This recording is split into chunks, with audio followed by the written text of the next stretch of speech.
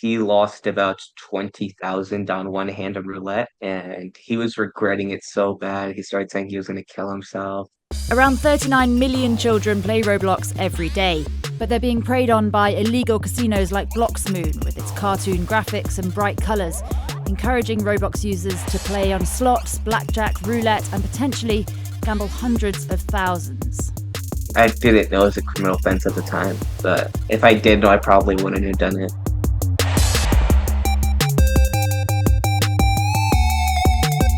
Roblox is one of the biggest games in the world, and inside it you can do pretty much anything from fashion competitions to skydiving tests to huge online battles with hundreds of other players. But just a few clicks away outside the game, there's a shady network of online casinos enticing young players into gambling away their money. I was probably on TikTok scrolling one day, and I saw make Robux fast kind of things going on. And I thought I was skeptic, of course.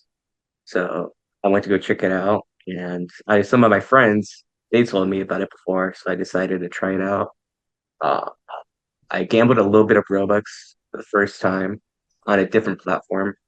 Then I started learning more about other platforms. Roblox is popular. It's got 80 million daily users, and 42% of those are under 13, according to Roblox. It's free to play, but if users want to buy anything in the Roblox world, as you would want to in real life, it'll cost them, or their parents, Robux. That's the currency that's used here. But children are using it to gamble on casino sites like this one, Bloxmoon. Our investigation focused on this website as well as two other casinos, Blox Flip and RBLX Wild. Their users are encouraged to seek out the unlicensed sites through adverts from influencers on social media. In the case of Bloxmoon, for example, users log in with their Roblox credentials. Then they bet their Robux on games like slots or blackjack. They can then withdraw any winnings, either as Robux or as cryptocurrency, which can easily be changed into cash. I would do small bets at first, maybe like 2,000, 1,000. Then that would gradually go up and up. I know for a fact it said I wagered about 15 million. Robert, which isn't his real name, started gambling on these illegal casinos in the US when he was just 14.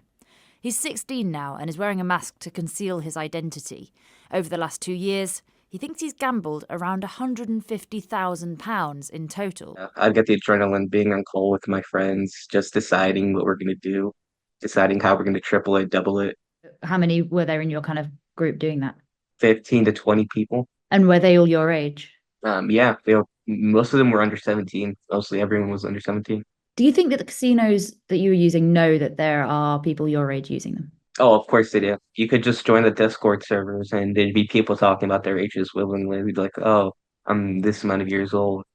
And, they're just like, just casual conversations. Moderators, the developers of the site, they didn't care. Nobody cared. The Gambling Commission regulates gambling in the UK, and when we told them about our investigation, they took really immediate action.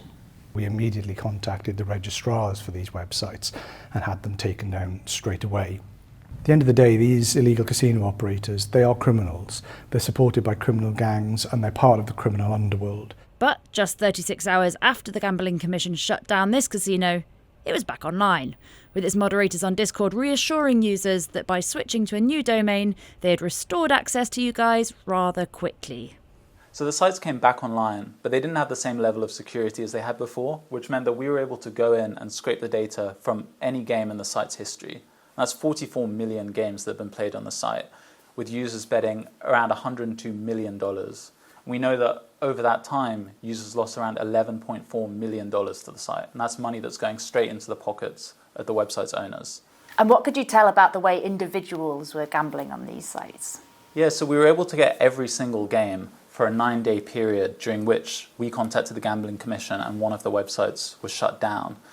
And you can see here that traffic to the website dipped by half once one of the sites was shut down, but still users were able to bet tens of thousands of dollars on the other site.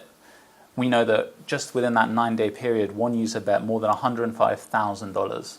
We also know from the website's Discord channel that one user who says he's just 16 and started on the site when he was just 14, has bet more than $136,000. This is real money being gambled by real gamblers, and it can cause devastation. So being able to access unregulated and unlicensed sites where there are no safeguards in place, no age restrictions, is really, really concerning. We know that if children are exposed to gambling or gambling-like behaviour at an early age, they're more likely to experience difficulties with gambling in later life. We know that people who come through to adult treatment services for gambling disorder tend to report having started gambling earlier and had that early exposure to gambling. In the US, a group of parents have launched a lawsuit against Roblox, accusing it of allowing an illegal gambling ring to prey on their children, something Roblox denies. Roblox has created a digital playground for children. That's the purpose of their platform, is to attract child users and to allow those child users to participate in games. So they have a duty to these kids. They have a duty to keep the kids safe. They have a duty to take actions so that children cannot use the digital currency to engage in illegal activities. But this isn't just a US issue. We're here in London and we were able to gamble on Bloxmoon and RBLX Wild with no difficulty. So I'm here at Westminster and we're going to talk to Sir Ian Duncan Smith, an MP who runs a group of politicians who are trying to reduce the harm that gambling does. It's not about brick-built casinos, it's about online harms that come from the slot machines late at night, the constant pressure to gamble through advertising, but it's all ending with one outcome, which is people are conditioned to believing that you win when you gamble. You don't. You lose. That's why the gambling companies are so wealthy, because they're wealthy because we lose. That's how they make their money. They want us to lose more and to continue losing. And that is a harm that we are way behind the curve in sorting out. Roblox told us the websites in question are in no way endorsed or authorised by Roblox. We've taken numerous steps to disrupt their activity, which violates our terms of use. We have a dedicated group focused on identifying potentially fraudulent activity on Roblox, and we work collaboratively with law enforcement authorities where possible to pursue the owners of such websites. Our efforts have been met with some success, but we would welcome further law enforcement action and vigilance from web hosting providers to shut down sites like this. We approached the three casinos for comment, but didn't get a reply.